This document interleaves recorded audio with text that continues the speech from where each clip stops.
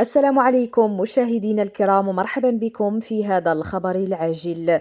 تشهد أسواق الفحم الخشبي في المغرب موجة غلاء غير مسبوقة مع اقتراب عيد الأضحى، حيث قفز سعر الكيلوغرام من الفخر إلى حوالي 10 دراهم في الأسواق الشعبية، وسط ضغط متزايد على العرض مقابل طلب موسمي مرتفع. ويربط مهنيون هذا الارتفاع بندرة المواد الأولية بعد الأضرار التي لحقت بمساحات واسعة من الغابات نتيجة الأمطار والسيول الأخيرة، خاصة في منطقة الغرب، ما أدى إلى تراجع الإنتاج الوطني في وقت حساس من السنة.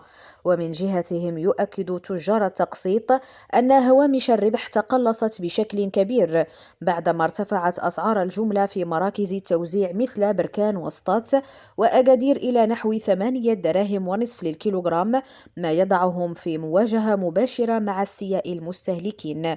وفي ظل هذا الوضع تزداد مخاوف الأسر من استمرار منحى الأسعار التصاعدي، خصوصا مع توقعات ببلوغها مستويات أعلى قد تصل إلى 15 درهما قبيل العيد، ما سيزيد من كلفة التحضيرات المرتبطة بهذه المناسبة. كما انعكس هذا الغلاء على سلوك الشراء، حيث بات المواطنون يقتنون كميات محدودة مقارنة بالسابق، في وقت تعاني فيها الفئات ذات الدخل المحدود من تراجع قدرتها الشرائية بفعل ارتفاع أسعار عدد من المواد الأساسية.